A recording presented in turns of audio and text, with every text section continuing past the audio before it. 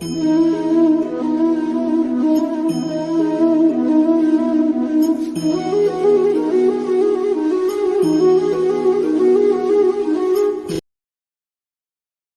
ഓം.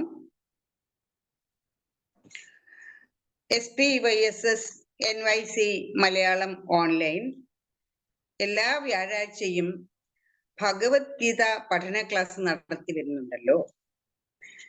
ഇന്നത്തെ ഈ സായം സന്ധ്യയിൽ നമ്മൾ വിശ്വരൂപ ദർശന യോഗത്തിന്റെ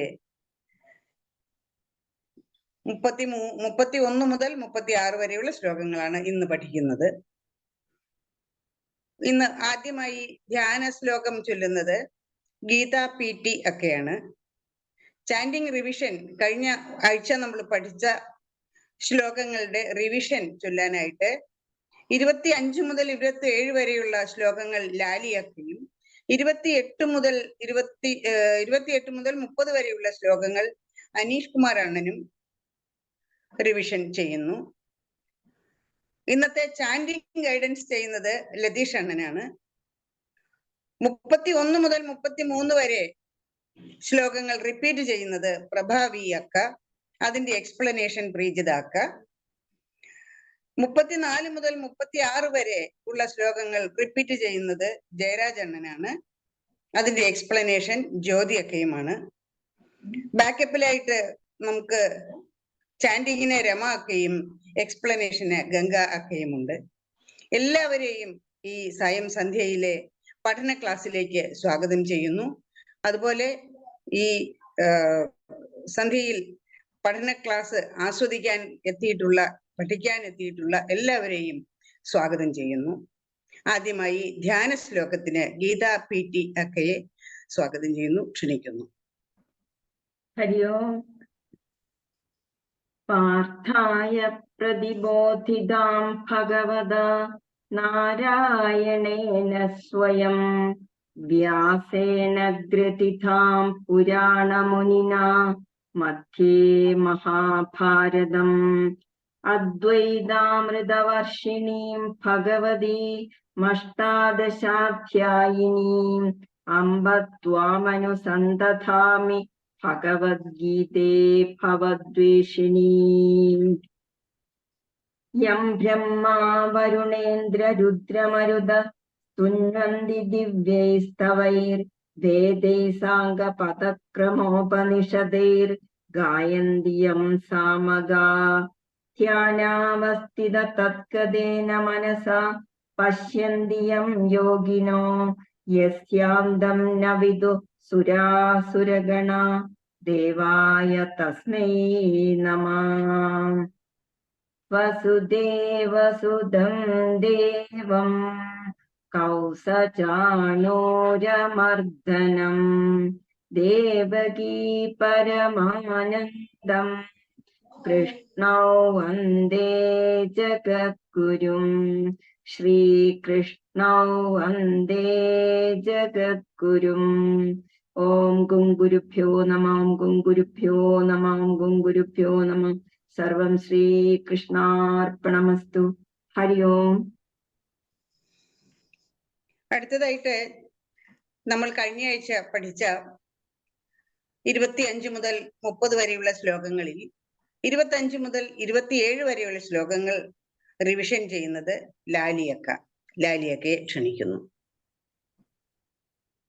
ദംഷ്ട്രാകരാളാനി ച തേ മുഖാനി ദൃഷ്ട്വൈവ കാലാനലസന്നിഭാനി ദിശോ ന ജാനേ ന ലഭേ ച ശർമ്മ പ്രസീദ ദേവേശ ജഗന്നിവാസ. അമീ ച ത്വാം ധൃതരാഷ്ട്രസ്യ പുത്രാഃ സർവേ സഹൈവാവനിപാലസംഘൈഃ ഭീഷ്മോ ദ്രോണഃ സൂതപുത്രസ്തഥാസൗ സഹാസ്മദീയൈരപി യോധമുഖ്യൈഃ. വക്ത്രാണി തേ ത്വരമാണാ വിശന്തി ദംഷ്ട്രാകരാളാനി ഭയാനകാനി കേചിദ്വിലഗ്നാ ദശനാന്തരേഷു സദൃശ്യന്തേ ചൂർണിതൈരുത്തമാംഗൈഃ. यथा नदीनां बहवो अम्बुवेगाः समुद्रमे भाविमुखा द्रवन्ति तथा तवामि नरलोकवीरा विशन्ति वक्त्राण्यापि विज्वलन्ति यथा प्रदीप्तं ज्वलनं पतङ्गा विशन्ति नाशाय समृद्धवेगाः तथैव नाशाय विशन्ति लोकास्तवापि वक्त्राणि समुद्रवेगाः लेलिह्यसे ग्रसमान समन्तात् लोकान् समग्रान् वदनैर्ज्वलद्भिः तेजोभिरापूर्य जगत्समग्रं भासस्तवोग्राः प्रतपन्ति विष्णो। ഹരി ഓം. 31-ാമത്തെ ശ്ലോകം. ആഖ്യാഹി മേ കോ ഭവാനുഗ്രരൂപോ आख्याहि मे को भवानुग्ररूपो നമോസ്തു തേ ദേവവര പ്രസീദ. नमोऽस्तु ते देववर प्रसीद ആഖ്യാഹി മേ കോ ഭവാനുഗ്രരൂപോ നമോസ്തു തേ ദേവവര പ്രസീദ. आख्याहि मे को भवानुग्ररूपो नमोऽस्तु ते देववर प्रसीद വിജ്ഞാതുമിച്ഛാമി ഭവന്തമാദ്യം विज्ञातुमिच्छामि भवन्तमाद्यं ന ഹി പ്രജാനാമി തവ പ്രവൃത്തിം. न हि प्रजानामि तव प्रवृत्तिम् വിജ്ഞാതുമിച്ഛാമി ഭവന്തമാദ്യം ന ഹി പ്രജാനാമി തവ പ്രവൃത്തിം. विज्ञातुमिच्छामि भवन्तमाद्यं न हि प्रजानामि तव प्रवृत्तिम् ശ്ലോകം 32. ശ്രീ ഭഗവാനുവാച കാലോസ്മി ലോകക്ഷയകൃത് പ്രവൃദ്ധോ श्रीभगवानुवाच कालोऽस्मि लोकक्षयकृत् प्रवृत्तो ലോകാൻ സമാഹർത്തുമിഹ പ്രവൃത്തഃ. लोकान् समाहर्तुमिह प्रवृत्तः കാലോസ്മി ലോകക്ഷയകൃത് പ്രവൃദ്ധോ ലോകാൻ സമാഹർത്തുമിഹ പ്രവൃത്തഃ. कालोऽस्मि लोकक्षयकृत् प्रवृत्तो लोकान् समाहर्तुमिह प्रवृत्तः ഋതേപി ത്വാം ന ഭവിഷ്യന്തി സർവേ कृतेऽपि त्वां न भविष्यन्ति सर्वे ഏവ സ്ഥിതാ പ്രത്യനീകേഷു യോധാഃ. ये अवस्थिता प्रत्यनिगेषु योधाः കാലോസ്മി ലോകക്ഷയകൃത് പ്രവൃദ്ധോ ലോകാൻ സമാഹർത്തുമിഹ പ്രവൃത്തഃ. ഋതേപി ത്വാം ന ഭവിഷ്യന്തി സർവേ ഏവ സ്ഥിതാ പ്രത്യനീകേഷു യോധാഃ. कालोऽस्मि लोकक्षयकृत् प्रवृत्तो लोकान् समाहर्तुमिह प्रवृत्तः कृत्येऽपि तां न भविष्यन्ति सर्वे ये अवस्थिता प्रत्यनिगेषु योधाः ശ്ലോകം 33. തസ്മാത് ത്വമുത്തിഷ്ഠ യശോ ലഭസ്വ തസ്മാത് ത്വമുത്തിഷ്ഠ യശോ ലഭസ്വ ജിതോ ശത്രു ഭുങ്ക്ഷ്വരാജ്യം സമൃദ്ധം. ചിത്വാ ശത്രുൻ ഭുങ്ക്ഷ രാജ്യം സമൃദ്ധം. തസ്മാത് ത്വമുത്തിഷ്ഠ യശോ ലഭസ്വ ജിതോ ശത്രുൻ ഭുങ്ക്ഷ്വരാജ്യം സമൃദ്ധം. തസ്മാത് ത്വമുത്തിഷ്ഠ യശോ ലഭസ്വ ജിത്വാ ശത്രുൻ ഭുങ്ക്ഷ രാജ്യം സമൃദ്ധം. മയൈവൈതേ നിഹതാ പൂർവമേവ മയൈവൈതേ നിഹതാ പൂർവമേവ നിമിത്തമാത്രം ഭവ സവ്യസാചിൻ. നിമിത്തമാത്രം ഭവ സവ്യസാചിൻ. തസ്മാത് ത്വമുത്തിഷ്ഠ യശോ ലഭസ്വ ജിതോ ശത്രുൻ ഭുങ്ക്ഷ്വരാജ്യം സമൃദ്ധം. മയൈവൈതേ നിഹതാ പൂർവമേവ നിമിത്തമാത്രം ഭവ സവ്യസാചിൻ. തസ്മാത് ത്വമുത്തിഷ്ഠ യശോ ലഭസ്വ ജിത്വാ ശത്രുൻ ഭുങ്ക്ഷ രാജ്യം സമൃദ്ധം. മയേവൈത നിഹതാ പൂർവമേവ നിമിത്തമാത്രം ഭവ സവ്യസാചിൻ. 31 മുതൽ 33 വരെയുള്ള ശ്ലോകങ്ങളുടെ എക്സ്പ്ലനേഷൻ ആണ് ഇപ്പോൾ ഉള്ളത്. അതിന് പ്രീജിതക്കയെ ക്ഷണിക്കുന്നു. ഹരിയോം പ്രീജിതക്ക. ഹരി ഓം. അർജുനൻ ഭഗവാന്റെ ഭീമാകാരമായ ആ ഉഗ്രമായ രൂപം ഇങ്ങനെ നോക്കി നിൽക്കുകയാണ്. ആ വിശ്വരൂപത്തെ നോക്കിക്കൊണ്ട് നിൽക്കുന്ന അവസരത്തില് ഭഗവാന്റെ വായിൽ നിന്ന് തീജ്വാലകൾ പുറത്തേക്ക് വരികയാണ്. അതിലേക്ക് ഭഗവാന്റെ വായിലേക്ക് ഓരോരോ രൂപങ്ങൾ ഇങ്ങനെ പോയിക്കൊണ്ടിരിക്കുകയാണ്, ഇങ്ങനെ വിഴുങ്ങുകയാണ്, കാലത്തെ ഇങ്ങനെ വിഴുങ്ങിക്കൊണ്ടിരിക്കുകയാണ് ഭഗവാൻ ചെയ്യുന്നത്.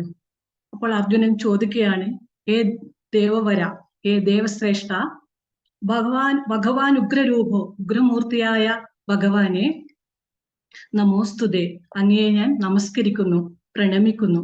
പ്രസീത എന്നിൽ പ്രസാദിച്ചാലും. ഭവന്തമാദ്യം, ആദ്യപുരുഷനായ ഭഗവാനെ, അങ്ങയെ എനിക്കറിയണം. തവ പ്രവർത്തി, അങ്ങയുടെ പ്രവർത്തി ന പ്രജാനാമി, എനിക്ക് മനസ്സിലാകുന്നില്ല. ഈ ഭഗവാന്റെ ഇങ്ങനെ വിഴുങ്ങിക്കൊണ്ടിരിക്കുന്ന, ലോകത്തെ മുഴുവൻ വിഴുങ്ങിക്കൊണ്ടിരിക്കുന്ന ഈ ഭീമാകാരമായ രൂപം കണ്ടിട്ട് അതിനിങ്ങനെ ഭയപ്പെടുകയാണ്. അർജുനൻ മനസ്സിലാകുന്നില്ല എന്തിനാണ് ഇങ്ങനെയുള്ള രൂപം എന്നെ ഇപ്പോൾ കാണിച്ചു തരുന്നു എന്നുള്ള കാര്യം. അപ്പോൾ ഭഗവാൻ എന്ത് കാണിച്ചാലും അതിനെന്തെങ്കിലും ഒരു ഉദ്ദേശം ഉണ്ടാകും അതിന്റെ പിന്നിൽ. അത് എന്താണെന്ന് അത് എനിക്കറിയണമെന്നാണ് അർജുനൻ ഇവിടെ പറയുന്നതാണ്. അപ്പോൾ കാലസ്വരൂപനായ ഭഗവാൻ പറയുകയാണ് 32ാമത്തെ ശ്ലോകത്തില് ഭഗവാൻ ഉവാച, ഭഗവാൻ പറയുകയാണ്, കാലഹ അസ്മി, ഞാൻ കാലമാകുന്നു. ലോകാൻ, സമസ്ത ജനങ്ങളെയും സമാഹരിക്കുന്നതിന്, നശിപ്പിക്കുന്നതിന് ആണ് ഞാൻ ഇവിടെ വന്നിരിക്കുന്നത്. ത്വം ഋത്, നീ ഒഴികെ, പാണ്ഡവർ ഒഴികെ, പ്രത്യനികേഷു, എതിർവശത്തുള്ളതും നിന്റെ വശത്തുമുള്ളതുമായ യോദ്ധാക്കളെ ഞാൻ കൊല്ലുക തന്നെ ചെയ്യും. ഇവിടെ ഒരു വലിയൊരു സയൻസ് ആണ് ഭഗവാൻ നമുക്ക് പറഞ്ഞു തരുന്നത്, അല്ലെ? ഫിസിക്സിലെ ഒരു ഭാഗമാണ് ഇവിടെ പറയുന്നത് കാലത്തെ പറ്റിയിട്ട്. അത് നമ്മുടെ ആധുനിക സയൻസ്, മോഡേൺ സയൻസ് ഒരുപാട് ഗവേഷണങ്ങളിലൂടെയും അതുപോലെ തന്നെ കണ്ടുപിടുത്തങ്ങളിലൂടെയും തെളിയിച്ചു തന്ന ഒരു കാര്യമാണ്. ഭഗവാൻ 5000 വർഷങ്ങൾക്ക് മുമ്പ് ഒരു ഗവേഷണമോ ഒരു കണ്ടുപിടുത്തമോ ഒരു ഉപകരണവും ഇല്ലാതെ അത് തെളിയിച്ചു തന്നിരിക്കുന്നത്. അതായത് കൃഷ്ണൻ പറയുകയാണ്, ഈ കാലം എന്ന് പറഞ്ഞാൽ അറിയാം നമുക്ക്, ചലനമുള്ളതിനെയാണ് കാലം എന്ന് പറയുന്നത്. കാലം എന്ന് പറഞ്ഞാൽ ടൈമും കാലവും രണ്ടും ഒന്ന് തന്നെയാണ്. കാലം എന്ന് പറഞ്ഞാൽ ടൈം എന്ന് പറഞ്ഞാൽ കാലം.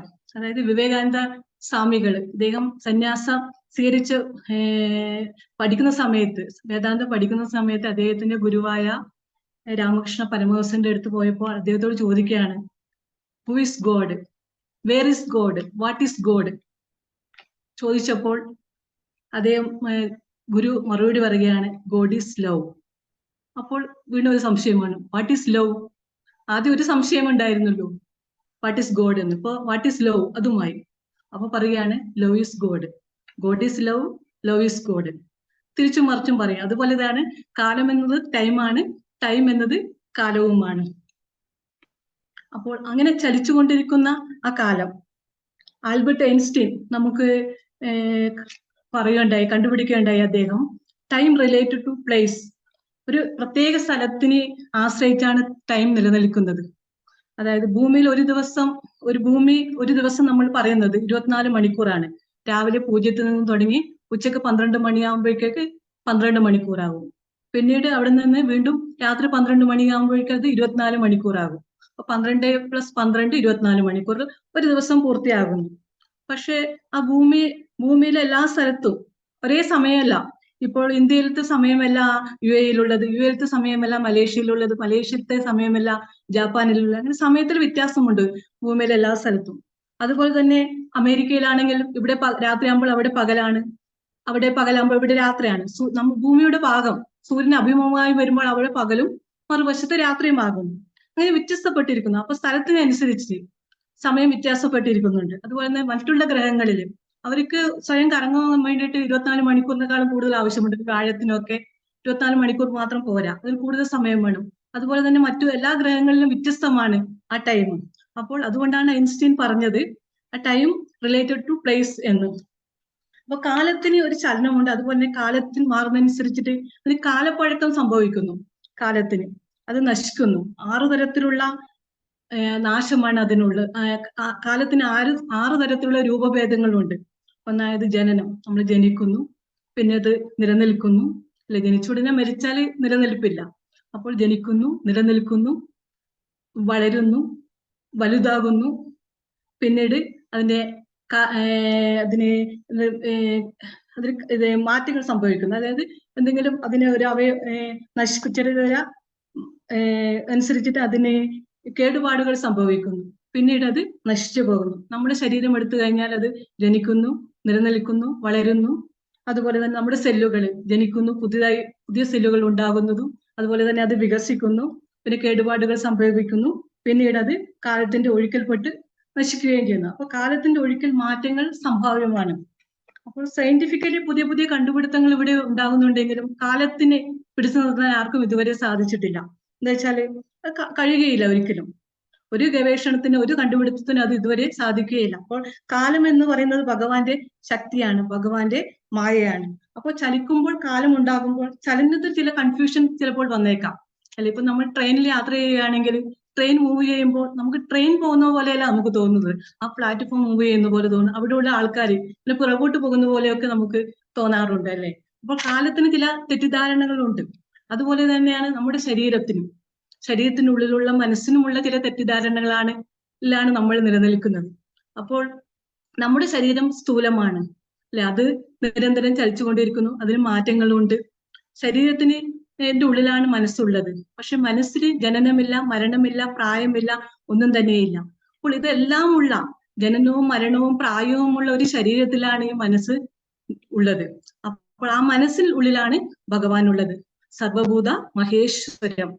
അപ്പോൾ സമയം മുന്നോട്ട് പോകുമ്പോൾ കഴിഞ്ഞതെല്ലാം നമുക്ക് എന്താണ്, പാസ്റ്റ് ആണല്ലേ, വരാൻ പോകുന്നത് ഫ്യൂച്ചർ ആണ്. അപ്പോൾ 7 മണിക്ക് ഇവിടെ ഭഗവത്ഗീത ആരംഭിച്ചു, അത് കഴിഞ്ഞു, അല്ലെ, അത് പാസ്റ്റ് ആണ്. 8 മണിക്ക് അത് കഴിയും, അപ്പോൾ അത് ഫ്യൂച്ചർ ആണ്. ഇപ്പോൾ ഇവിടെ നടന്നുകൊണ്ടിരിക്കുന്നത്, ഇപ്പോൾ ഞാൻ സംസാരിച്ചു കൊണ്ടിരിക്കുന്നത്, നിങ്ങൾ കേൾക്കുന്നത് പ്രസന്റ് ആണ്. അപ്പോൾ നമ്മൾ പ്രസന്റിലാണ് നമ്മൾ ഇരിക്കുന്നത്, അല്ലേ ഇപ്പോൾ. അപ്പോൾ എപ്പോൾ നമ്മൾ പ്രസന്റിൽ ഇരുന്നു കഴിഞ്ഞാൽ ആ ഭഗവാനെ നമുക്ക് അറിയാൻ വേണ്ടി കഴിയും. ആ പ്രസന്റിനെ അറിയണമെങ്കിൽ എന്ത് വേണം, പ്രസൻസ് വേണം, ഒരു സാന്നിധ്യം വേണം. അപ്പോൾ നമ്മുടെ മനസ്സിന് പാസ്റ്റിലേക്കും പോകാനും കഴിയും, ഫ്യൂച്ചറിലേക്കും പോകാനും കഴിയും. പ്രസന്റിൽ പിടിച്ചു നിർത്താനാണ് നമുക്ക് ബുദ്ധിമുട്ട്, അല്ലെ. നമ്മൾ കൂടുതൽ പോകുന്ന ഫ്യൂച്ചറിലാക്കും. എന്താ വെച്ചാല് നമ്മൾക്ക് ഇത് കഴിഞ്ഞു കഴിഞ്ഞാല് വേറെ പണികളുണ്ട്, അതിനെപ്പറ്റി നമ്മൾ ആലോചിച്ചു കൊണ്ടേയിരിക്കും. അപ്പോൾ പ്രസന്റിലേക്ക് നമുക്ക് പിടിച്ചു നിർത്താൻ കഴിഞ്ഞാൽ മാത്രമേ അവിടെ ആ ഭഗവാന്റെ പ്രസൻസ് ഉണ്ടാകുകയുള്ളൂ. ഓൾവേസ് പ്രസന്റ്, എവർ പ്രസന്റ് ഭഗവാൻ. അപ്പോൾ അങ്ങനെ ഭഗവാൻ കൂടെ ഉണ്ടാകും, ആ പ്രസന്റിൽ എപ്പോഴും ഭഗവാൻ കൂടെ ഉണ്ടാകും. അപ്പൊ പ്രസന്റിൽ നമുക്ക് കൂടുതൽ ശക്തി ഉണ്ടാകും. ഫ്യൂച്ചറിനെ കുറിച്ച് ചിന്തിക്കുമ്പോഴാണ് നമുക്ക് പേടി ഉണ്ടാകുന്നത്. അപ്പോൾ ഭഗവാൻ കൂടെയുള്ള ആ പ്രസന്റിനെ നമുക്ക് നിലനിർത്താൻ സാധിക്കണം, അല്ലെ. അതിന് ധ്യാനവും ജപവും തുടങ്ങിയ കാര്യങ്ങളിലൂടെ നമുക്ക് ആ പ്രസൻസിനെ നമുക്ക് നിലനിർത്താൻ സാധിക്കും. അപ്പൊ കാലദേശത്തിനും അതീതനാണ് ഭഗവാൻ. ആ കാലദേശത്തിന് അതീതനാകാൻ നമ്മുടെ ശരീരത്തിന് ഒരിക്കലും കഴിയുകയില്ല. പക്ഷെ മനസ്സിനെ പ്രസൻസിൽ നിർത്തിക്കൊണ്ട് ആ കാലദേശത്തിനും അതീതമായ ഒരു മനസ്സ് നമുക്ക് ഉണ്ടാക്കുവാൻ സാധിക്കുമെന്നാണ് ഭഗവാന്റെ ഈ രൂപത്തിലൂടെ അർജുനനെ കാണിച്ചു കൊടുക്കുന്നത്. ആ കാലത്തെ വിഴുങ്ങിക്കൊണ്ടിരിക്കുന്നത്, എല്ലാവരെയും വിഴുങ്ങിക്കൊണ്ടിരിക്കുന്ന ആ ഉഗ്രമായ രൂപം മനസ്സിലാക്കി കൊടുക്കുകയാണ് അർജുനന്. 33-ാമത്തെ ശ്ലോകത്തില് തസ്മാത് അതുകൊണ്ട് ത്വം നീ ഉത്തിഷ്ഠ എഴുന്നേൽക്കുക യശസ് ലഭിക്കുവാൻ വേണ്ടിട്ട് ശത്രുക്കളെ ജയിച്ചിട്ട് അതിനെ എഴുന്നേൽക്കൂ. അർജുനന് പറയുകയാണ്, നീ പൊരുതി യശസ് നേടാൻ തയ്യാറാകും, ശത്രുക്കളെ ജയിച്ചിട്ട് സമൃദ്ധമായ രാജ്യം ഭരിക്കൂ നീ. ഞാനവരെ മുമ്പേ തന്നെ കൊന്നു കഴിഞ്ഞു എന്നാണ് പറയുന്നത്. നീ കേവലം ഒരു ആയുധമാകുന്നതേ ഉള്ളൂ. ഇവിടെ സവ്യസാജി എന്നൊരു വേർഡ് ഉണ്ട്. സവ്യസാജി എന്ന് പറഞ്ഞാൽ ശത്രു സംഹാരത്തിന് കഴിവുള്ളവൻ എന്നാണ്. അത് അർജുനന് ശത്രു സംഹാരം നടത്താൻ കഴിവുണ്ട്. പക്ഷെ അർജുനനല്ല ഇവിടെ കൊല്ലുന്നത്. അർജുനൻ ഒരു നിമിത്തം മാത്രമാണ്. കൊല്ലുന്നതൊക്കെ ഭഗവാൻ അവരെ മുമ്പേ കൊന്നു കഴിഞ്ഞു. പക്ഷെ കാലത്തിന് നാളെ കാലം പറയണം അവരൊക്കെ കൊന്നത്, ആ ദുഷ്ടന്മാരെയൊക്കെ നിഗ്രഹിച്ചത്, അതായത് കർണനെ കൊന്നത്, ഭീഷ്മാചാര്യരെ കൊന്നത്, ശരശയിലാക്കിയത്, ദ്രോണാചാര്യരെ കൊന്നതൊക്കെ അർജുനനാണ് എന്ന് നാളെ കാലം പറയണം. പക്ഷെ അതിനൊക്കെ ഒരു കാരണം ഒരു നിമിത്തം മാത്രമേ അർജുനൻ ആകുന്നുള്ളൂ. ഞാൻ അവരെയൊക്കെ മുമ്പേ തന്നെ കൊന്നു കഴിഞ്ഞു. നീ കൊന്നില്ലെങ്കിലും അവരൊക്കെ മരിച്ചു കഴിഞ്ഞു. പക്ഷെ കാലം, ജനങ്ങൾ നാളെ അത് അർജുനൻ കൊന്നു എന്ന്, ആ ദുഷ്ടന്മാരെയൊക്കെ നിഗ്രഹിച്ചു എന്ന് അർജുനനിലൂടെ അവർ മനസ്സിലാക്കണം. അർജുനൻ കൊന്നു എന്ന് മനസ്സിലാക്കണം എന്നാണ് ഭഗവാൻ പറയുന്നത്. അപ്പോൾ നിന്റെ അഹങ്കാരത്തെ ഒഴിവാക്കി, നിന്റെ ആ ഞാനെന്ന ഭാവത്തെ മാറ്റി നിർത്തിക്കൊണ്ട് ഭഗവാനാണ് ഇതൊക്കെ ചെയ്തത് എന്നുള്ള ആ മനസ്സോടുകൂടി നീ എഴുന്നേൽക്കൂ, പോരിനായി തയ്യാറാകൂ എന്നാണ് പറയുന്നത്. ശരിയാണ് അല്ലെ? ഇവിടെ അഭിമന്യുവിന്റെ കാര്യം നമുക്കറിയാം. അഭിമന്യുവിന് സുഭദ്ര ഗർഭിണിയായിരിക്കുമ്പോൾ ആ സമയത്താണ് പത്നിവ്യൂഹം ചമക്കാനുള്ള കാര്യങ്ങൾ ഭഗവാൻ പറഞ്ഞു കൊടുക്കുന്നത്. അർജുനനോടാണ് പറയുന്നത്. അർജുനൻ ആ സുഭദ്രയുടെ തലയിൽ മടിവെച്ച് കിടക്കുകയാണ്. അപ്പൊ മടിയിൽ തലവെച്ച് കിടക്കുന്ന സമയത്ത് ഈ പറയുമ്പോൾ അർജുനൻ ഉറങ്ങിപ്പോവുകയാണ്. അപ്പോൾ ഇങ്ങനെ മൂളുന്ന സമയത്ത്, ഉറങ്ങിയ വയറ്റിൽ നിന്നാണ് മൂളുന്നത്, അഭിമന്യുവാണ് അത് മുഴുവൻ കേട്ടത്. അന്നേരം കൃഷ്ണൻ അത് നിർത്തുകയാണ്. അതിൽ നിന്നും പുറത്തു വരാനുള്ള വഴി കൃഷ്ണൻ പറയുന്നില്ല. അവിടെ വെച്ച് കൃഷ്ണൻ നിർത്തിയത് കാരണം എന്തെന്ന് വെച്ചാൽ അഭിമന്യുവിന് അത്രേ ആയുസുള്ളൂ. അത് ഭഗവാനെ അറിയാം. ഇന്നാള് ഇത്ര സമയത്ത് ജീവിക്കണം, ഇവിടെ നിന്ന് പോകണം ഇന്ന് ഇത്രയൊക്കെ ചെയ്യണമെന്ന് ഭഗവാൻ മുമ്പേ നിശ്ചയിച്ചു കഴിഞ്ഞിരുന്നു. അതുകൊണ്ടാണ് അന്ന് അവിടെ വെച്ച് ഭഗവാൻ നിർത്തിയത്. ആ അഭിമന്യുവിനെ രക്ഷിക്കാൻ കഴിയുമായിരുന്നു ശ്രീകൃഷ്ണന്. തന്റെ പെങ്ങളുടെ മകനെ, തന്റെ മരുമകനെ രക്ഷിക്കാൻ ശ്രീകൃഷ്ണൻ എല്ലാം കൊണ്ട് കഴിയുമായിരുന്നു, അദ്ദേഹത്തിന് ശക്തി കൊണ്ട്. പക്ഷെ അതിനധികം മുതിർന്നില്ല. കാരണം എല്ലാവർക്കും ഓരോരോ ആയുസ്സും ഓരോ ജീവിത രീതിയും ഒക്കെ നിശ്ചയിച്ചത് മുമ്പേ തന്നെ കാലസ്വരൂപനായ ഭഗവാൻ തന്നെയാണ്. ആ ഭഗവാൻ ഇവിടെ അർജുനനോട് പറയുകയാണ്, നീ യുദ്ധത്തിന് ഒരുങ്ങി തയ്യാറാക്കുള്ളൂ, എഴുന്നേൽക്കൂ, എല്ലാം ഇവരെയൊക്കെ ഞാൻ വധിച്ചു കഴിഞ്ഞു. പക്ഷെ ജനങ്ങൾക്ക് നാളെ മനസ്സിലാക്കാൻ വേണ്ടിയിട്ട് അല്ലെ, ഈ ദുഷ്ടശക്തികളൊക്കെ നീ നിഗ്രഹിച്ചു എന്ന് അവർ മനസ്സിലാക്കണം. അതിനു വേണ്ടിയിട്ട് നീ എഴുന്നേൽക്കൂ, വില്ലാളി വീരനായ അർജുന, നീ എഴുന്നേൽക്കൂ, യുദ്ധത്തിന് തയ്യാറാകൂ എന്നാണ് ഇവിടെ പറയുന്നത്. ഇത് ഈ 3 ശ്ലോകങ്ങളുടെ സാരാംശം ഇവിടെ കഴിഞ്ഞിരിക്കുന്നു. ഹരി ഓം. അടുത്തത് 34 മുതൽ 36 വരെയുള്ള ശ്ലോകങ്ങൾ ചാൻഡിങ് ലതീഷ് അണ്ണൻ, അത് റിപ്പീറ്റ് ചെയ്യുന്നത് ജയരാജ് അണ്ണനാണ്. എക്സ്പ്ലനേഷൻ ജ്യോതി അക്ക. 3 പേരെയും സ്വാഗതം ചെയ്യുന്നു, ക്ഷണിക്കുന്നു. ശ്ലോകം 34.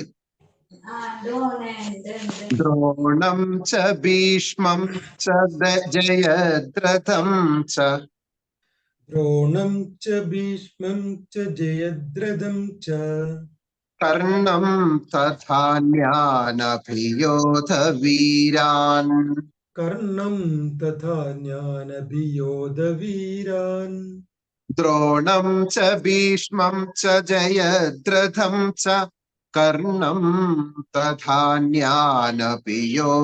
വീരാൻ ദ്രോണം ച ഭീഷ്മം ച ജയദ്രഥം ച കർണം തഥാന്യാനഭിയോധ വീരാൻ മയാ ഹതാംസ്ത്വം ജഹിമാ വൃധിഷ്ഠാ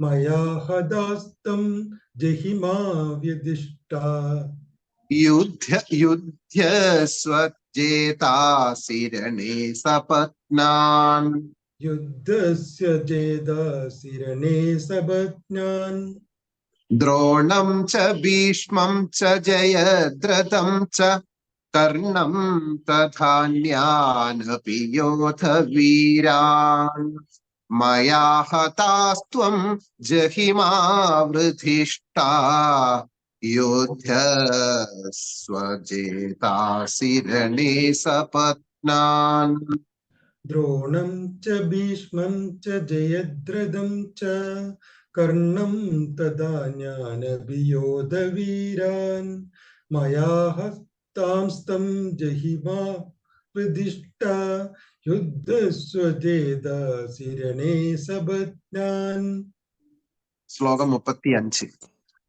സഞ്ജയ ഉവാച സഞ്ജയ ഏതത്കൃത്വാ വചനം കേശവസ്യ സഞ്ജയ ഉവാച ഏതച്ഛ്രുത്വാ വചനം കേശവസ്യ കൃതാഞ്ജലിർവേപമാന കിരീടീ കൃതാഞ്ജലിർവേപമാന കിരീടീ. ഏതത് ശ്രുത്വാ വചനം കേശവസ്യ കൃതാഞ്ജലിർവേപമാന കിരീടീ ഏതച്ഛ്രുത്വാ വചനം കേശവസ്യ കൃതാഞ്ജലിർവേപമാന കിരീടീ.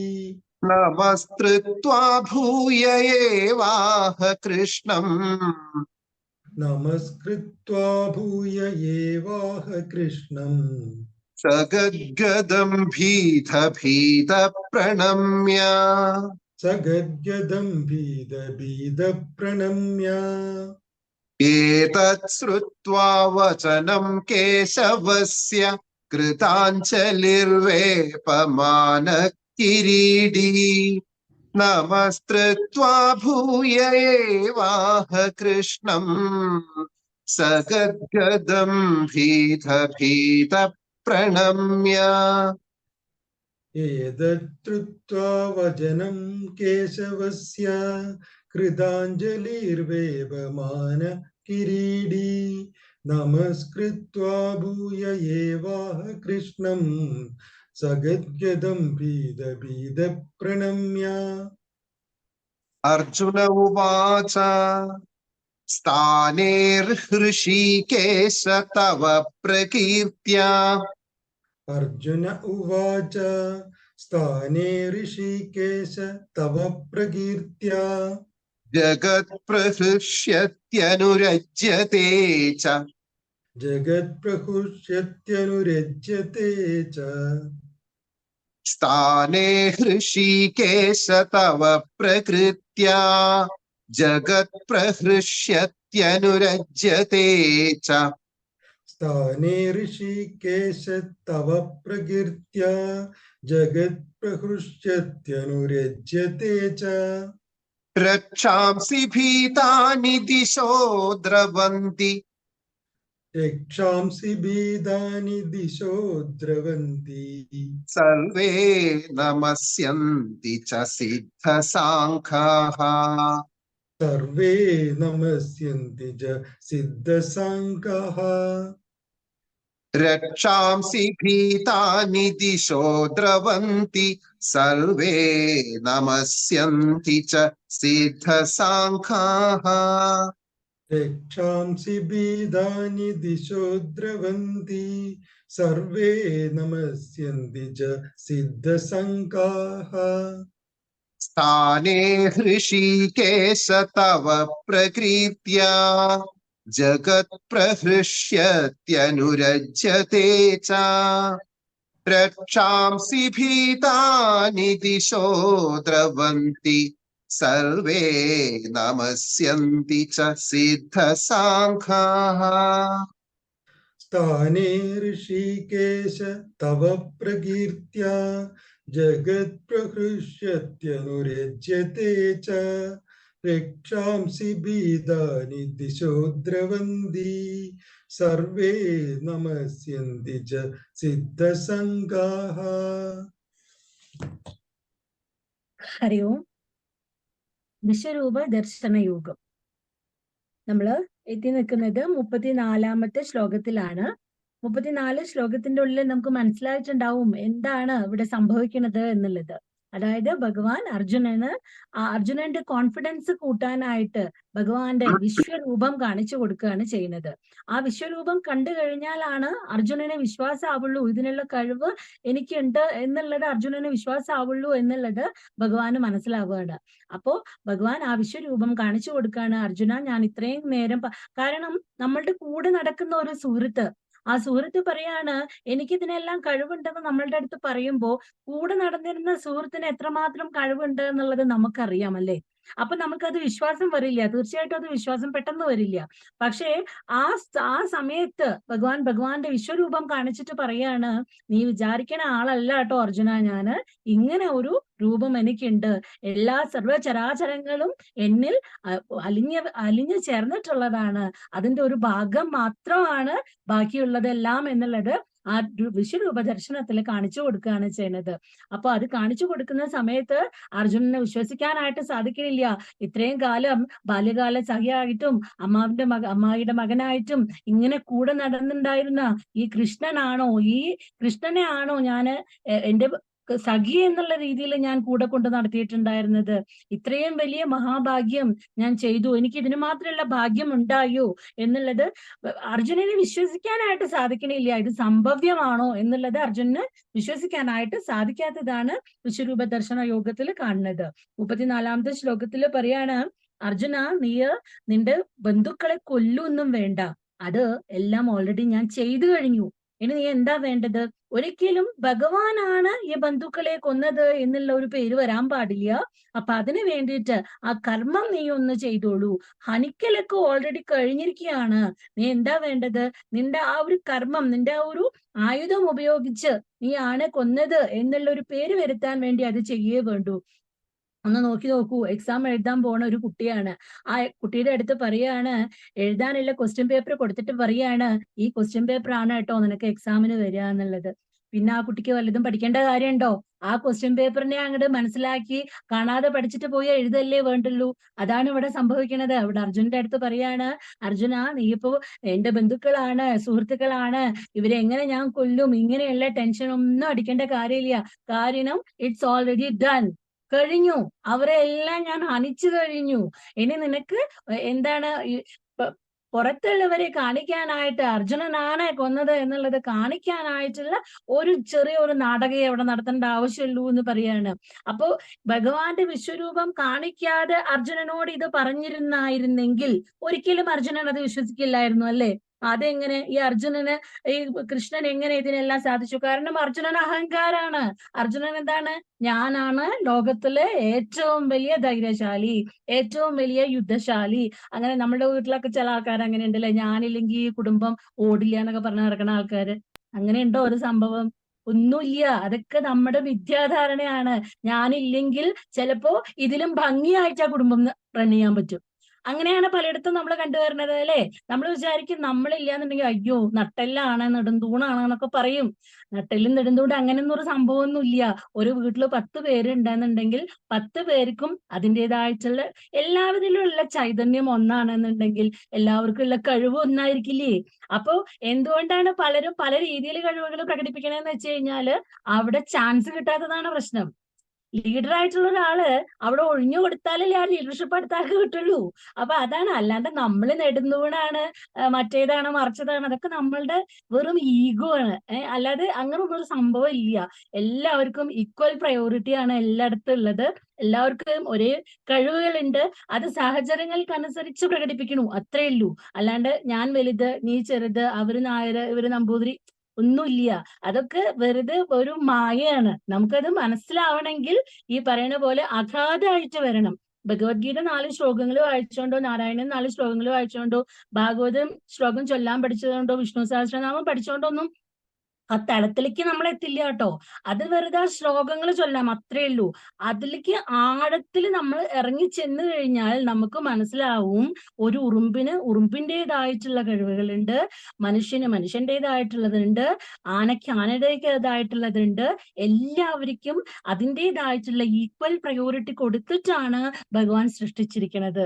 അല്ലാണ്ട് ഒരാള് ചെറുത് ഒരാള് വലുത് അങ്ങനെ ഒരു സംഭവേ ഇല്ല എന്നുള്ളതാണ് സത്യം. ആ സത്യമാണ് നമ്മൾ തിരിച്ചറിയേണ്ടത്. അപ്പൊ ഇവിടെ പറയാണ് 34ാമത്തെ ശ്ലോകത്തില് പറയാണ് ദ്രോണം ച ഭീഷ്മം ച ജയദ്രഥം ച കർണം തഥാ ജ്ഞാനപി യോധവീരാൻ മയാ ഹതാംസ്ത്വം ജഹിമ വ്യതിഷ്ഠ യുദ്ധസ്യ ജയദാസി രണേ സബജ്ഞാൻ എന്ന് പറഞ്ഞു കഴിഞ്ഞാല് പറയാണ് ദ്രോണരെയും ഭീഷ്മരെയും ജയദ്രഥനെയും ഇവരൊക്കെ കൊല്ലാനല്ലേ നിന്റെ പ്രശ്നം. കർണൻ അപ്രകാരമുള്ള എല്ലാവരെയും ഞാൻ കൊന്നു കഴിഞ്ഞു അർജുന. പിന്നെ പ്രധാനപ്പെട്ടിട്ടുള്ള എല്ലാ യുദ്ധവീരന്മാരെയും ഞാൻ കൊന്നു കഴിഞ്ഞിട്ടുണ്ട്. എല്ലാവരെയും കൊന്നിട്ടുള്ള എല്ലാം കഴിഞ്ഞതിനെ ഇപ്പൊ ആ ക്വസ്റ്റ്യൻ പേപ്പർ അങ്ങോട്ട് കൊടുത്തിരിക്കുകയാണ്. ഈ ക്വസ്റ്റ്യൻസ് ഒക്കെയാണ് വരിക, പോയിട്ട് എക്സാം എഴുതൂ, അതാണ് പറയണത്. അപ്പൊ അതുപോലെ ഇവരെല്ലാവരെയും ഞാൻ പണിയെല്ലാം കഴിച്ചു വെച്ചിട്ടുണ്ട്. ഇനി നീ ജസ്റ്റ് നിന്റെ ഒരു കർത്തവ്യം അവിടെ ചെയ്യുക എന്നുള്ളത് മാത്രമാണ് വേണ്ടുള്ളൂ. അപ്പോ ഇതിൽ എന്താണ് മനസ്സിലാക്കേണ്ടത് എന്നറിയോ? ഭഗവത് ഭക്തന്മാർക്കുള്ള അനുഗ്രഹമാണ് യഥാർത്ഥത്തിൽ ഇത് എന്ന് പറഞ്ഞു കഴിഞ്ഞാല്. പല സിറ്റുവേഷനിലും നമുക്ക് ഭയങ്കര പേടിയുണ്ടാവൂലേ, എങ്ങനെ ഇത് ഫേസ് ചെയ്യണം എന്നുള്ളത്. പല സിറ്റുവേഷനിലും നമുക്ക് തോന്നാറില്ലേ എങ്ങനെ ഇത്, കാരണം ജീവിതത്തില് അൺഎക്സ്പെക്റ്റഡ് ആയിട്ടാണ് പലതും വരിക. ആ വരണ സമയത്ത് ഭഗവത് ഭക്തി എന്നുള്ളത് നമ്മളുടെ ഒപ്പം ഉണ്ട് എന്നുണ്ടെങ്കിൽ അത് ഇവിടെ ഇരിക്കുന്ന നിങ്ങൾക്ക് തന്നെ അനുഭവിച്ചവർക്ക് അറിയാം. അതുണ്ട് എന്നുണ്ടെങ്കിൽ എത്ര പെട്ടെന്ന് അത് ഓവർകം ചെയ്യാന്നറിയോ? നമുക്ക് തന്നെ അറിയില്ല എങ്ങനെ നമ്മൾ ആ സിറ്റുവേഷൻ ഫേസ് ചെയ്തെന്നുള്ളത്. അവിടെയുള്ള അനുഗ്രഹമാണ്, അവിടെ കൂടെ നിൽക്കുന്ന ശക്തിയാണ് ഈശ്വരാനുഗ്രഹം എന്ന് പറയുന്നത്. അതല്ലാതെ വേറൊന്നുമല്ല ഈശ്വരാനുഗ്രഹം. നമ്മളുടെ ജീവിതത്തിനെ നമുക്ക് ഫേസ് ചെയ്യാൻ, സ്മൂത്ത് ആയിട്ട് ഫേസ് ചെയ്യാൻ നമുക്ക് പറ്റുന്നുണ്ടോ? അതാണ് ഈശ്വരാനുഗ്രഹം എന്ന് പറയുന്നത്. അതല്ലാണ്ട് വേറെ ഒന്നുമല്ല ഈശ്വരാനുഗ്രഹം എന്ന് പറയുന്നത്. അപ്പൊ ഭഗവാൻ നമ്മളുടെ കൂടെ ഉണ്ടെന്നുള്ളതിന് തെളിവ് എന്താന്ന് വെച്ച് കഴിഞ്ഞാല് ഏത് സിറ്റുവേഷനും നമുക്ക് ഫേസ് ചെയ്യാൻ, ധൈര്യത്തോടെ ഫേസ് ചെയ്യാൻ നമുക്ക് സാധിക്കുന്നുണ്ടോ അവിടെ ഈശ്വരനുണ്ട്, ഭഗവാൻ ഉണ്ട് എന്നുള്ളത് തന്നെ. നമ്മളുടെ ആ ചൈതന്യത്തിനെ തിരിച്ചറിയൂ. ഭഗവാൻ വേറെ അല്ല, നമ്മളുടെ പ്രവൃത്തികള്, നമ്മളുടെ വാക്കുകള് ഇത് തന്നെയാണ് ഭഗവാൻ എന്നുള്ള ആ ചൈതന്യം, അത് തിരിച്ചറിയൂ. അതാണ് ഇതിലെല്ലാം പറയണത്. അപ്പൊ അതാണ് അർജുനോട് പറയണത്, അർജുന ഇങ്ങനെ നീ ഇത്രയും കഴിവുള്ള നീ ഇങ്ങനെ നിന്ന് പേടിക്കേണ്ട യാതൊരു വിധ ആവശ്യമില്ല. എല്ലാം ഞാൻ ചെയ്യേണ്ട പോലെ എല്ലാം ചെയ്തു വെച്ചിട്ടുണ്ട്. ഇതൊന്നും ഇവിടെ സംഭവ്യമാക്കി തീർത്താൽ മാത്രം മതി എന്ന് പറയാണ് 34ാമത്തെ ശ്ലോകത്തില്. 35ാമത്തെ ശ്ലോകത്തില് പറയാണ് സഞ്ജയ ഉവാച. അപ്പൊ സഞ്ജയൻ പറയാണ് ഏതത് ശ്രുത്വാ വചനം കേശവസ്യ. കേശവന്റെ ഭഗവാന്റെ ഈ വചനം കേട്ട സമയത്ത് എന്താണ് അർജുനന്റെ ഫീലിംഗ് ഉണ്ടായിരുന്നത്? കൃതാഞ്ജലിയിൽ വേഭമാന കിരീടി. കിരീടി എന്ന് അർജുനന്റെ വേറൊരു പേരാണ്. അപ്പൊ അർജുനനെ വിശ്വസിക്കാൻ പറ്റണില്ല, ഭഗവാൻ ഇങ്ങനെയൊക്കെ ചെയ്തു വെച്ചു. എനിക്ക് എന്റെ സ്ഥാനത്ത് നിന്ന് ഞാൻ ചെയ്യേണ്ട എല്ലാ കർമ്മങ്ങളും ചെയ്തു വെച്ചിട്ട് എന്നെ ജസ്റ്റ് ഒരു ഉപകരണമാക്കും. നമുക്ക് നമ്മുടെ ജീവിതത്തിലൊക്കെ അങ്ങനെയല്ലേ, നമ്മൾ ജസ്റ്റ് ഒരു ഉപകരണമാക്കുകയല്ലേ ഭഗവാൻ ചെയ്യുന്നത്. അതല്ലാണ്ട് നമ്മളാണോ നമ്മളുടെ കർമ്മങ്ങൾ യഥാർത്ഥത്തിൽ ചെയ്യുന്നത്? അല്ലല്ലോ, നമ്മളെ ഒരു ഉപകരണമാക്കുകയാണ്. എന്നത് ചെയ്തോളൂ. ഇപ്പൊ ഇവിടെ ഇരുന്ന ഇത് പറയാൻ എന്നെ ഒരു ഉപകരണമാക്കിയിരിക്കുകയാണ് ഭഗവാൻ, അല്ലെ? ഇത് എന്റെ കഴിവൊന്നുമല്ല, എന്നെ ഒരു ഉപകരണം. ആരെങ്കിലും ഇത് പറഞ്ഞു കൊടുക്കണം, അപ്പൊ അതിന് ചൂസ് ചെയ്തിരിക്കുകയാണ് ഭഗവാൻ. ഇത് ഇന്ന ആള് ചെയ്തോട്ടെ എന്ന പോലെ. ഇപ്പോ ലതീഷനെ ഇതിപ്പോ എന്താണ് ചൊല്ലാനായി പറഞ്ഞു കൊടുത്തു. ആ ഒരു ഇത് ഭഗവാൻ അദ്ദേഹത്തിനെ ഏൽപ്പിച്ചിരിക്കുകയാണ്. അതിന് അദ്ദേഹത്തിന്റെ കഴിവുണ്ട്, അത് അദ്ദേഹം ചെയ്യട്ടെ. അപ്പൊ അത്രേ ഉള്ളൂ. അതല്ലാണ്ട് ഇത് വലിയ മഹത്തരമായ വേറെ സംഭവങ്ങളൊന്നുമില്ല. നമ്മളെ ഭഗവാൻ അതിനെ ചൂസ് ചെയ്തിട്ടുണ്ടെന്നുണ്ടെങ്കിൽ നമുക്ക് അതിനുള്ള എന്തോ ക്വാളിഫിക്കേഷൻ ഭഗവാൻ കണ്ടിട്ടുണ്ട്. അത്രേ ഉള്ളൂ സംഭവം. അപ്പൊ അത് നമ്മൾ തിരിച്ചറിയുക. ഒരിക്കലും നമുക്കുള്ള കഴിവിനെ അഹങ്കാരമായിട്ട് കാണരുത്. കാര്യം ഒരു നിമിഷമേ വേണ്ടുള്ളൂ, അല്ലെ? ഒരു പാവപ്പെട്ടവനെ കണ്ടിട്ട് അവൻ പാവപ്പെട്ടവൻ എന്ന് പറയാൻ നമുക്ക് എന്താ അവകാശമാണുള്ളത്? അവൻ നമ്മളെക്കാട്ടിലും വലിയ കോടീശ്വരനാവാൻ അവന് നിമിഷങ്ങളെ വേണ്ടു, ഭഗവാൻ ഒന്ന് വിചാരിച്ചാൽ, അല്ലേ? അപ്പൊ പിന്നെ അവൻ പാവപ്പെട്ടവൻ എന്ന് പറയണേല് എന്തർത്ഥാണുള്ളത്? വിഡ്ഢിത്തല്ലേ, വെറും മഹാവിഡ്ഢിത്തല്ലേ അതൊക്കെ. അപ്പൊ ഒരിക്കലും അങ്ങനെ ഒന്നും വിചാരിക്കാതിരിക്കുക. കാര്യം എന്താ വെച്ചാൽ അതിന്നൊക്കെ നമ്മൾ പുറത്തേക്ക് വരണം. അവരങ്ങനെ ഇവരിങ്ങനെ മറ്റോരിങ്ങനെ ആ തലത്തിൽ നിന്നൊക്കെ നമ്മൾ പുറത്തേക്ക് വരണം. കാര്യം അങ്ങനെ ഒന്നുമില്ല, എല്ലാം ഒന്നാണ്, എല്ലാം ഒന്നാണ്. എല്ലാവർക്കും ഈക്വൽ പ്രയോറിറ്റി ആണ്. ഭഗവാന്റെ മുന്നില് എല്ലാവരും ഭഗവാന്റെ മക്കളാണ്. അപ്പൊ ആ തിരിച്ചറിവോട് കൂടിയിട്ട് നമ്മൾ ജീവിച്ചു കഴിഞ്ഞാൽ it is very very easy to live. അതല്ലാതെ ആവുമ്പോഴാണ് പ്രശ്നങ്ങളോട് പ്രശ്നങ്ങൾ. എന്നും പ്രശ്നങ്ങളാണ്. ഗീത വായിച്ചിട്ടും കാര്യമില്ല, എന്ത് വായിച്ചിട്ടും കാര്യമില്ല, എന്നും പ്രശ്നങ്ങളാണ്. പ്രശ്നങ്ങൾ ആരാ ഉണ്ടാക്കണത്? നമ്മൾ തന്നെയാണ് പ്രശ്നങ്ങൾ ഉണ്ടാക്കുന്നത്, അല്ലാണ്ട് വേറെ ആരുമല്ല പ്രശ്നങ്ങൾ ഉണ്ടാക്കുന്നത്. നമ്മുടെ ജീവിതത്തിൽ പ്രശ്നങ്ങളുണ്ടോ? അഗാധമായിട്ടൊന്ന് ചിന്തിച്ചു നോക്കൂ. മകൻ കാരണം, മകള് കാരണം, ഒരാൾ കാരണമല്ല. പ്രശ്നം ആരാ ഉണ്ടാക്കുന്നത്? നമ്മളാണ് ഉണ്ടാക്കുന്നത്. അപ്പൊ അത് സോൾവ് ചെയ്യേണ്ടത് ആരാണ്? നമ്മൾ തന്നെയാണ് സോൾവ് ചെയ്യേണ്ടത്. വേറെ ആരും വരില്ല സോൾവ് ചെയ്യാനായിട്ട്. അപ്പൊ അതാണ് പറയണത്. അതെല്ലാം ഇതൊക്കെ കാണിച്ചു കൊടുത്തപ്പോഴും ഇങ്ങനെയൊക്കെ പറഞ്ഞപ്പോഴും അർജുനന് സഹിക്കാൻ പറ്റണില്ല. അർജുനൻ ഇത്രയൊക്കെ ഭഗവാൻ എനിക്ക് വേണ്ടി ചെയ്തു. ചില സമയത്ത് നമുക്കും തോന്നാറില്ലേ അങ്ങനെ ഓരോ സിറ്റുവേഷൻസ് ഫേസ് ചെയ്ത് വരുമ്പോ, ഭഗവാൻ ഞാൻ എങ്ങനെയാ ഇതൊക്കെ ഫേസ് ചെയ്തത്, ഭഗവാൻ എനിക്ക് വേണ്ടിയിട്ട് എന്റെ ഒപ്പം നിന്നിട്ട് ഇത്രയൊക്കെ ചെയ്തു തന്നോ, നമ്മൾ ചോദിക്കാറില്ലേ?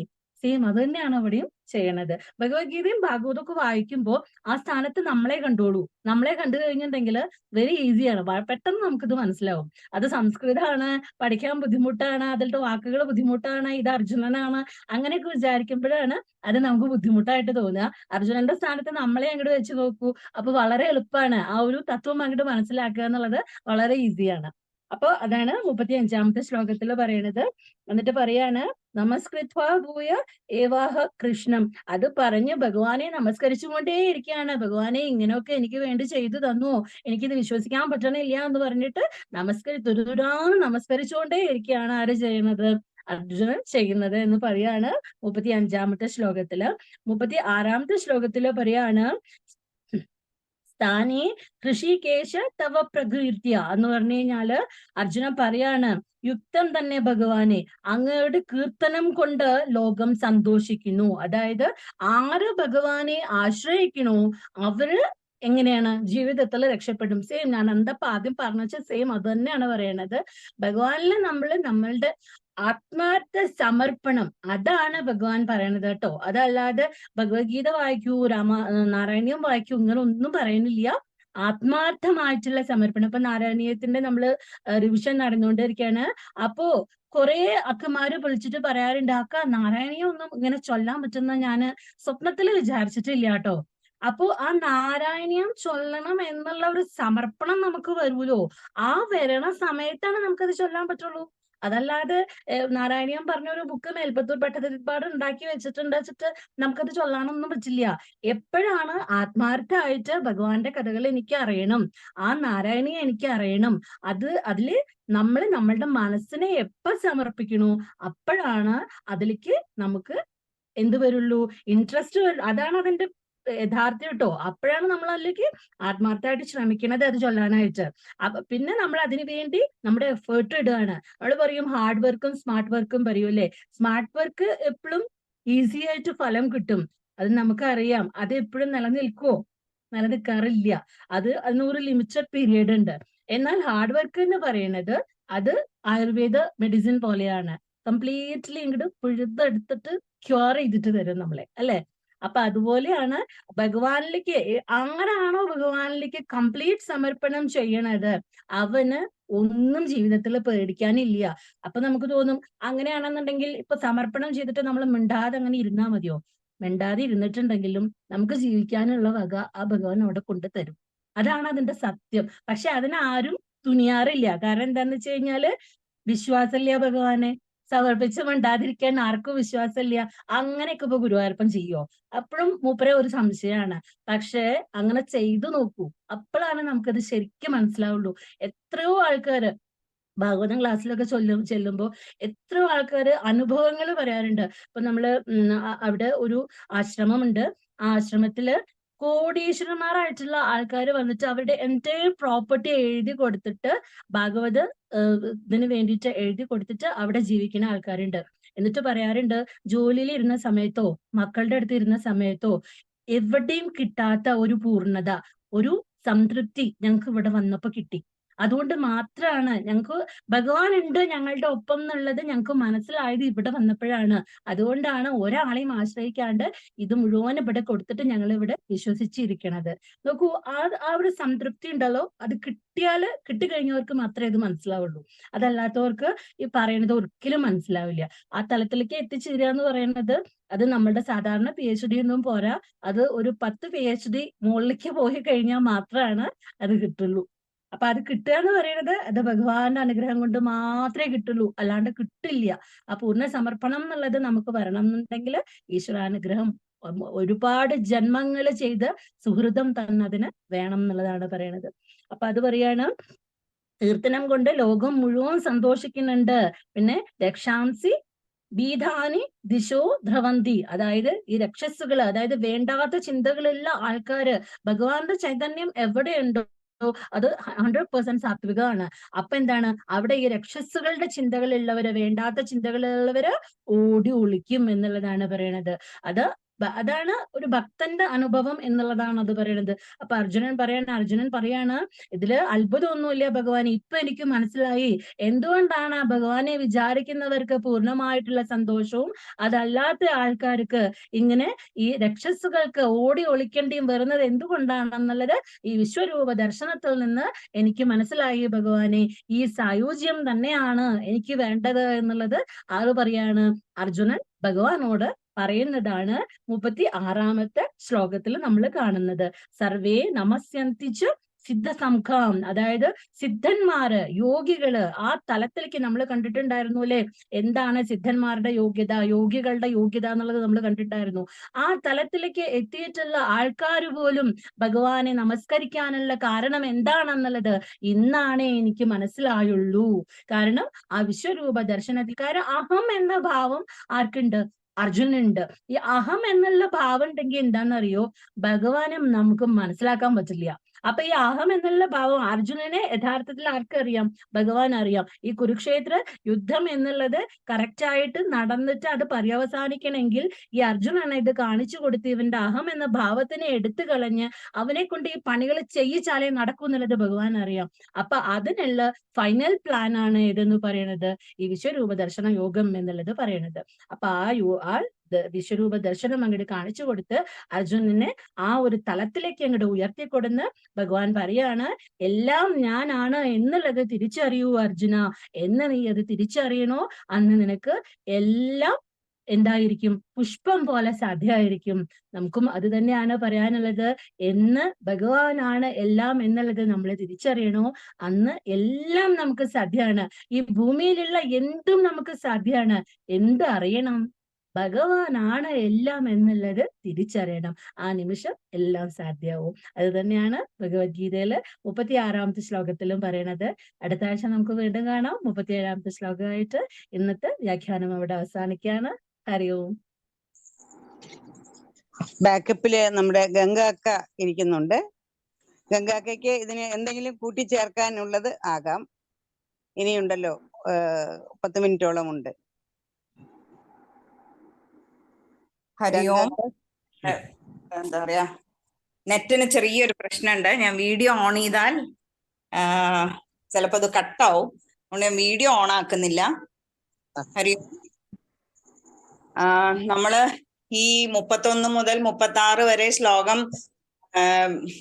ശ്ലോകത്തിൽ കൂടി പോകുമ്പോ എനിക്ക് തോന്നിയത് ആ ഗീതാസാരം ഒന്ന് ഓർക്കാം എന്നുള്ളതാണ്. ചെലീലാമൗലിയിൽ പീലി ചാർത്തി അതിൽ പറയുന്നുണ്ടല്ലോ, എന്താ, അയ്യോ ഭഗവാനെ എന്റെ കൃഷ്ണ, വയ്യേ ബന്ധുക്കളെ കൊല്ലുവാനോ, ബന്ധുക്കളെ കൊന്നു രാജ്യം വാണോ, എന്തിനു സൗഖ്യം എന്ന് ചോദിക്കുന്നുണ്ട്. അപ്പൊ എന്താ പറയാ, ഭഗവാൻ ഉത്തരം കൊടുക്കുന്നുണ്ട്. എന്താ പറയാ, ആരെയും ആത്മാവ് കൊല്ലുകില്ല, ആരാലും കൊല്ലപ്പെടുകയില്ല. വസ്ത്രം പഴയതുപേക്ഷിച്ചിട്ട് പുത്തൻ ധരിപ്പതുപോലെ അത്രേ. ജീർണിച്ച ദേഹം ത്യജിച്ചു ദേഹി, തൂർണം ധരിക്കുന്നു വേറെ ദേഹം. ആത്മാവിൽ അഗ്നി ദഹിപ്പിക്കില്ല, ആത്മാവ് അലിഞ്ഞു പോകുന്നതല്ല. ആത്മാ ജനിച്ചു മരിക്കുമെന്ന് ആത്മാവിൽ നീ കരുതുന്നതെങ്കിൽ തിണ്ണം ജനിച്ചവൻ ചാകുമെന്നും തിണ്ണം മരിച്ചവൻ ജാതനെന്നും. നന്നായി അറിഞ്ഞു നീ ദുഃഖിയാതെ നന്നായി സ്വധർമ്മം അറിഞ്ഞു ചെയ്യുക. നിന്റെ സ്വധർമ്മം നീ അറിഞ്ഞു ചെയ്യ്. ഓൾറെഡി ഭഗവാൻ വേണ്ട കാര്യങ്ങളൊക്കെ ചെയ്തിട്ടുണ്ട്. ഇനി ബാക്കി അർജുനന് ചെയ്യാനുള്ളതാണ്. അത് അർജുനന്റെ ധർമ്മമാണ്. അപ്പം ഭഗവാൻ തന്റെ വിശ്വരൂപ ദർശനം കാട്ടിക്കൊടുത്തിട്ട്, താൻ ആരാണെന്ന് കാട്ടിക്കൊടുത്തിട്ട് അർജുനനെ ഉണർത്തുകയാണ്. അർജുനൻ ആ ഒരു മായ ഈ ലോകത്തിലെ എന്റെ കൂടെയുള്ള എന്റെ ഒരു ബന്ധു മാത്രമാണ് കൃഷ്ണൻ എന്നുള്ള ആ ഒരു തലത്തുനിന്ന് ഭഗവാനാണ്, ജ്ഞാനം പറഞ്ഞു തരാണ് എന്ന് ഉള്ള ആ ഒരു ലെവലിലേക്ക് ഭഗവാൻ അർജുനനെ പിടിച്ചുയർത്തി കൊണ്ടുവരികയാണ് ചെയ്യുന്നത്. അപ്പം നമുക്ക് ഇവിടെ നമ്മൾ ആലോചിക്കേണ്ടതും ഇത് തന്നെയാണ്. നമ്മൾക്കും നമ്മളുടെ ജീവിതത്തിലെ പലതരം സംഘർഷങ്ങളും സംഘട്ടനങ്ങളും മനസ്സിൽ ഒരുപാട് കാര്യങ്ങൾ നമ്മൾക്കും കടന്നു പോകുന്നുണ്ടാവും. അപ്പൊ നമ്മളും നാരായണ നാരായണ നാരായണ എന്ന് വിളിച്ചുകൊണ്ടിരുന്നാൽ ഭഗവാൻ നമ്മളെയും കൈപിടിച്ചുയർത്തും. നമുക്ക് വേണ്ട, പലപ്പോഴും നമുക്ക് നമ്മുടെ കോൺഷ്യൻസിൽ നമുക്ക് തോന്നില്ലേ, ആ ഇങ്ങനെ ചെയ്താൽ മതി കേട്ടോ. നമുക്ക് ഭയങ്കര എന്തൊക്കെയോ ഒരു കൺഫ്യൂഷൻ ആയിരിക്കും. ഇനി എന്താ ഭഗവാനെ ചെയ്യാ നാരായണ എന്ന് വിളിച്ചു കഴിഞ്ഞാ അപ്പം നമ്മുടെ കോൺഷ്യൻസ് ഉള്ളിന്ന് പറയും. ആരാ പറയണേ? ഭഗവാൻ തന്നെയാണ് നമുക്ക് പറഞ്ഞു തരണത്. അതായത് നമ്മളോടുള്ള സ്നേഹം കൊണ്ട് നമുക്ക് ഭഗവാൻ പറഞ്ഞു തരികയാണ്. അപ്പം അന്ന് ഭഗവാൻ അർജുനന് കൊടുത്ത ആ ഒരു ഉപദേശം, അത് വെറും അർജുനനെ അന്നത്തെ ആ ഒരു നിമിഷത്തെ മതിഭ്രമത്തിൽ നിന്ന് മാറ്റാൻ വേണ്ടി മാത്രല്ല, ഭഗവത്ഗീത ലോകത്തിന് മുഴുവനുള്ളതാണ് എന്ന് നമ്മളുടെ ഓരോരുത്തരുടെയും ജീവിതത്തിൽ നിന്ന് നമുക്ക് ദിവസവും മനസ്സിലാക്കാൻ പറ്റും. പല സംഭവങ്ങളും നടക്കുമ്പോൾ നമ്മൾ കണ്ടിട്ടില്ലേ, ഓ ദൈവമേ രക്ഷപ്പെട്ടു കേട്ടോ ഇങ്ങനെ ചെയ്തതുകൊണ്ട്. ആ രക്ഷപ്പെടാൻ ആരാണ് നമ്മളെ കൈപിടിച്ചുയർത്തിയത്? ഭഗവാൻ തന്നെയാണ് കൈപിടിച്ചുയർത്തിയത്. ഭഗവാന് മാത്രമേ അതിന് കഴിയുള്ളൂ. അപ്പം ഈ ഭഗവത്ഗീത പഠിക്കണതിന്റെ ഏറ്റവും ഇമ്പോർട്ടന്റ് ആയിട്ടുള്ള കുറച്ച് ശ്ലോകങ്ങളിലൂടെയാണ് നമ്മളിപ്പോ കടന്നുപോയത്. അതായത് ഇനി ഈ ലോകത്ത് ഇനി നമ്മൾ മുന്നോട്ട് പോകണമെന്നുണ്ടെങ്കിൽ ഈ ഒരു ഗീത, അതായത് ഭഗവാൻ തന്ന ഈ ഒരു നൈവേദ്യം നന്നായി നുകർന്ന് അതിന് ആ ഒരു വഴി കൂടെ പോയാൽ മാത്രമേ സാധ്യമാവൂന്ന് ഊട്ടി ഉറപ്പിക്കണ 5-6 ശ്ലോകങ്ങളാണ് നമ്മളിപ്പോ ഇന്ന് ഇവിടെ വിചിന്തനം ചെയ്തത്. ആ ഗീതാസാരത്തിൽ പിന്നെയും ഭഗവാൻ പറയുന്നുണ്ട്, ആരെയും ആത്മാവ് കൊല്ല്, അത് പറഞ്ഞിട്ട് എനിക്ക് കറക്റ്റായിട്ട് ഇപ്പൊ പെട്ടെന്ന് കിട്ടുന്നില്ല. പക്ഷെ ആ ചേലിലാമൗലിയിൽ നിന്നുള്ള ആ ഗീതാസാരം വായിച്ചാൽ ശരിക്കും നമുക്ക് ഈ വിശ്വരൂപ ദർശനത്തിന്റെ മുൻഭാഗവും പിന്നിലും എങ്ങനെയാണ് ഉണ്ടായത് എന്നുള്ള ആ ഒരു കാര്യം നമുക്ക് വളരെ ക്ലിയർ ആയിട്ട് ബോധ്യമാവും. എന്തായാലും ഇത്രയും എന്താ പറയാ ഇമ്പോർട്ടന്റ് ആയിട്ടുള്ള ആ ഭഗവത് ദർശനം, നമുക്ക് ദർശനം കിട്ടിയെന്ന് തന്നെ വിചാരിക്കണം കേട്ടോ. ഇപ്പൊ ഭഗവാൻ അർജുനന് കൊടുത്ത ദർശനം നമുക്ക് ഓരോരുത്തർക്കും ഉള്ള ദർശനമാണ് എന്ന് മനസ്സിൽ കാണണം. എന്നിട്ട് ഭഗവാന്റെ ആ ദർശനം ആസ്വദിച്ചിട്ട് ഭഗവാൻ നമ്മളെയും അനുഗ്രഹിക്കുന്നുണ്ടെന്ന് തോന്നിയിട്ട് നമുക്ക് ഇന്നത്തെ, എനിക്ക് അധികം ഒന്നും പറയാനില്ല സരോജനിയൊക്കെ, ഇത്ര മാത്രമേ ഉള്ളൂ. Hari Om. Thank you so much. Hari Om. Hari Om. ഇനിയിപ്പോ ഒരു 5-6 മിനിറ്റേ ഉള്ളൂ. രമാക്ക എന്തെങ്കിലും പറയുന്നുണ്ടോ? ഹരിയോ, നമ്മളാ ഭഗവത്ഗീതയിലെ ശ്രേഷ്ഠമായിട്ടുള്ള ഒരു അധ്യായമാണ് വിരാട് രൂപ ദർശനം അല്ലെ.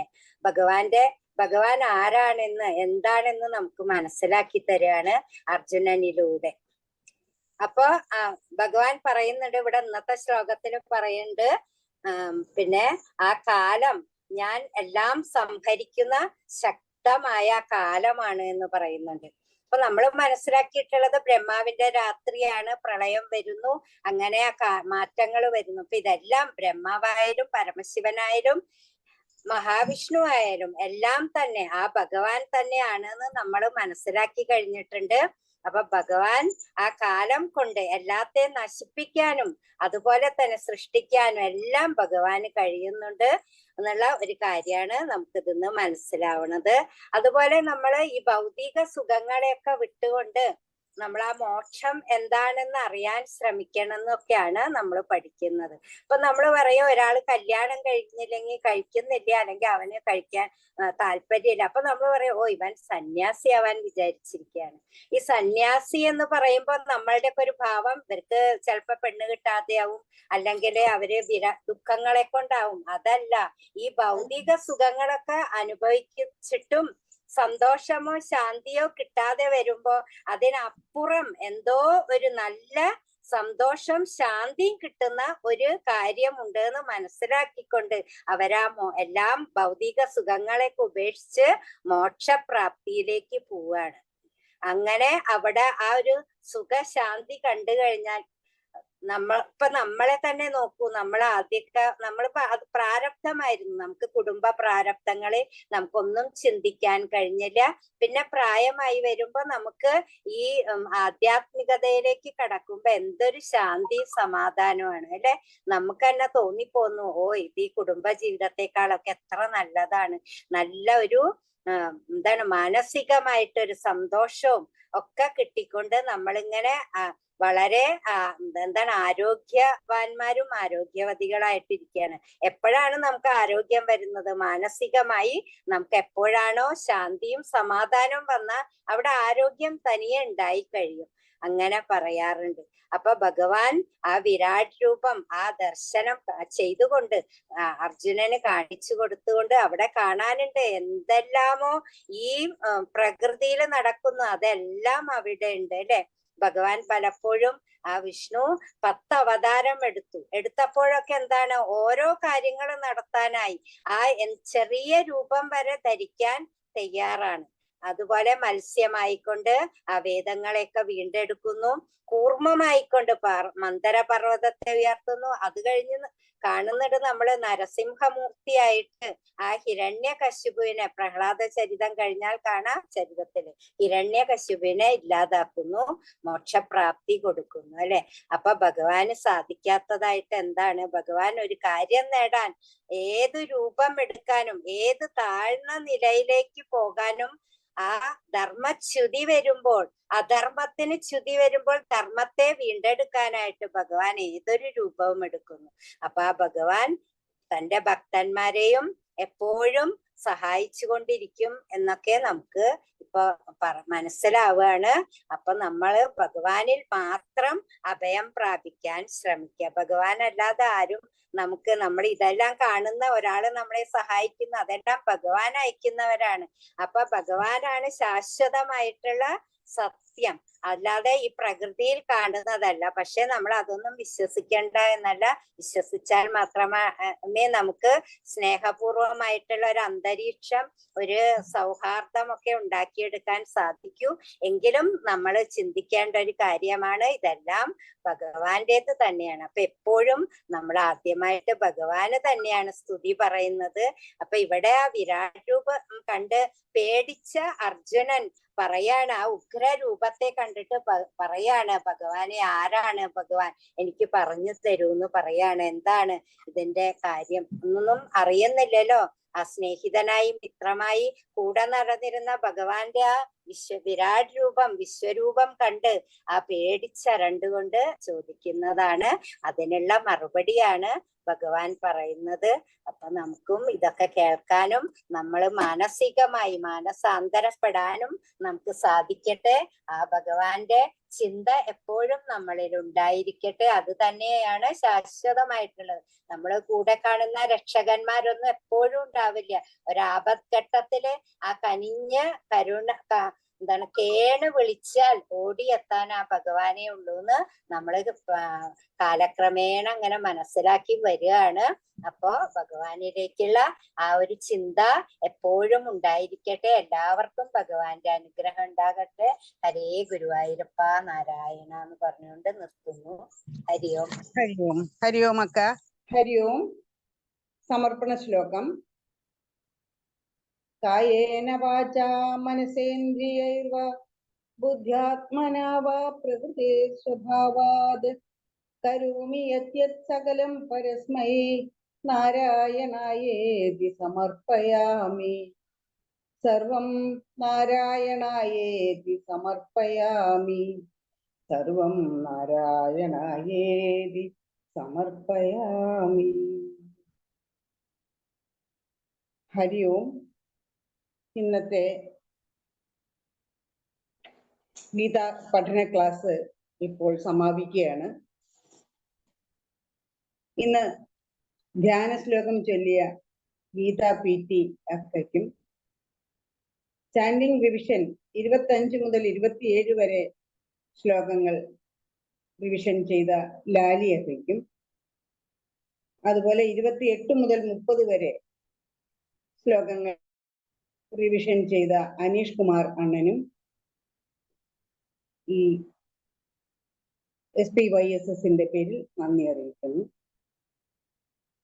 പിന്നീട് ചാൻഡിങ് ഗൈഡൻസ് നൽകിയ രതീഷ് അണ്ണനും, അത് 31 മുതൽ 33 വരെയുള്ള ശ്ലോകങ്ങൾ റിപ്പീറ്റ് ചെയ്ത പ്രഭ വി അക്ക, അതിന്റെ എക്സ്പ്ലനേഷൻ തന്ന പ്രീജിത അക്ക, 3 പേർക്കും ഇവിടെ നന്ദി അറിയിക്കുകയാണ്.